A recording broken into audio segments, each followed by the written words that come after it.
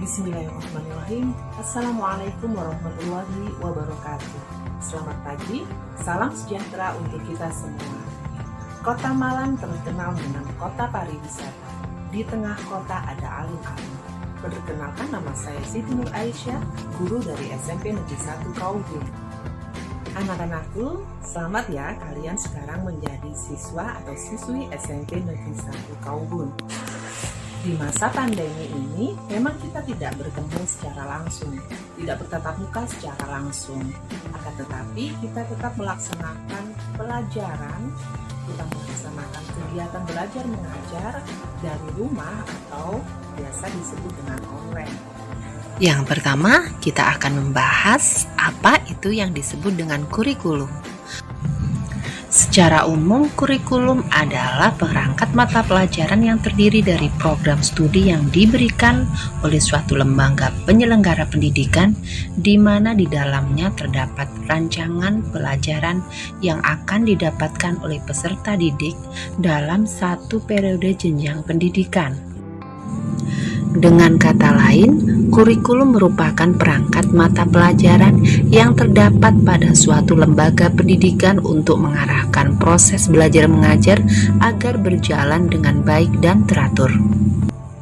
Muatan kurikulum SMPN 1 Kaubun meliputi kompetensi inti dan sejumlah kompetensi dasar yang dirumuskan dalam mata pelajaran yang keluasan dan kedalamannya merupakan beban belajar peserta didik. Berikutnya, apa sih manfaat kurikulum itu? Yang pertama, kurikulum dapat digunakan sebagai pedoman untuk merancang, melaksanakan, dan mengevaluasi hasil kegiatan pembelajaran. Yang kedua, kurikulum dapat membantu menunjang pengajaran agar lebih baik. Yang ketiga, kurikulum dapat digunakan sebagai alat dalam upaya pencapaian tujuan program pendidikan.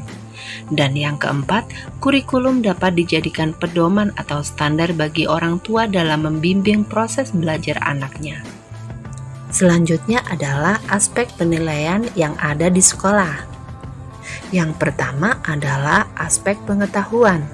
Aspek pengetahuan ini merupakan aspek yang ada di dalam materi pembelajaran untuk menambah wawasan siswa di suatu bidang.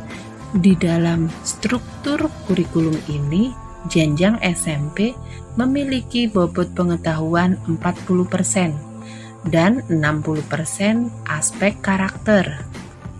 Berikut ini adalah contoh struktur kurikulum di SMP. Ada mata pelajaran kelompok A yang terdiri dari pendidikan agama dan budi pekerti sampai ke bahasa Inggris. Yang kedua yaitu mata pelajaran kelompok B yang dimulai dari seni budaya, pendidikan jasmani dan prakarya.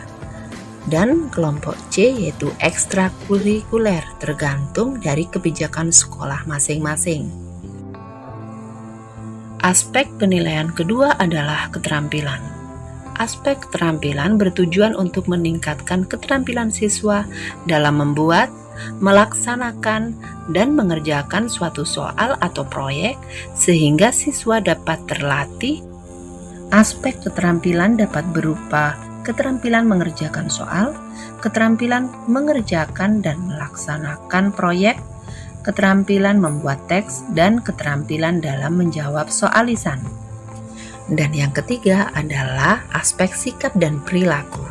Penilaian sikap adalah kegiatan untuk mengetahui kecenderungan perilaku spiritual dan perilaku sosial siswa dalam kehidupan sehari-hari di dalam dan di luar kelas sebagai hasil pendidikan.